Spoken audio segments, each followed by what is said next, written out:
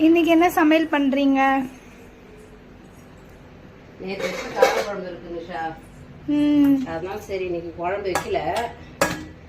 கோவக்காய் பொரியல் பண்ணிட்டு எல்லாம் ரெடி பண்ணி வச்சிட்டீங்களா?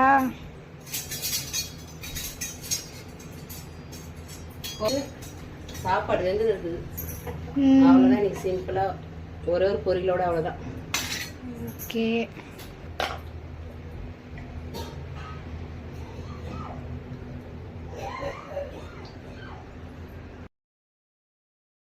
நான் ஒரு சமையல் பண்ணும் போதா ஏதோ எனக்கு தெரிஞ்சதை செய்யற நீயும் கத்துக்கணும், சரியா? இப்போ வந்து வெங்காயம் போடணும்.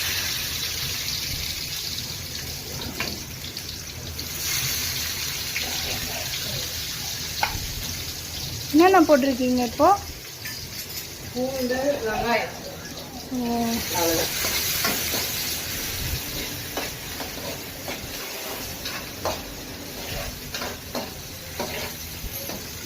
வெங்காயம் வந்து நல்லா பொன்னிறமாக வந்தாக்கா அதுக்கப்புறமா தக்காளி போடணும்.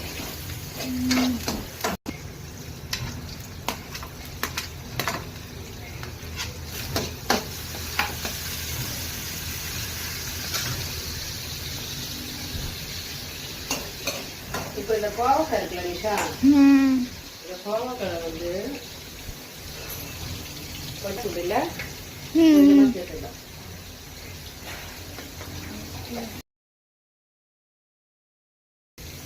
இதுலயே கொஞ்சம் மிளகாத்தூள்,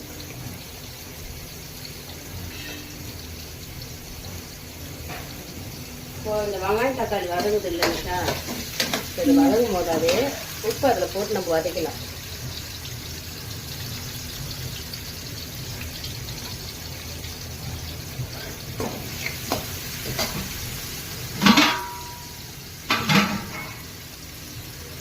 உப்பு போட்டு வதக்கிங்கனாக்கா சீக்கிரமா அது வதங்கிடும்.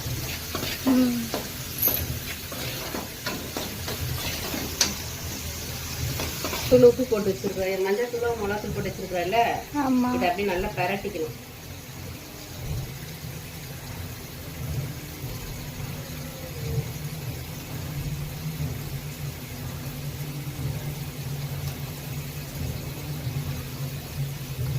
பரட்டிட்டு இப்போ வெங்காயம் தக்காளி கிரேவி ஆயிடுச்சுல, கிரேவி ஆகிட்ட பிறகு இந்த கோவக்காய், இந்த மஞ்சள் தூள் மிளகாத்தூள் இதெல்லாம் போட்டு ஒரு வதக்கணும்.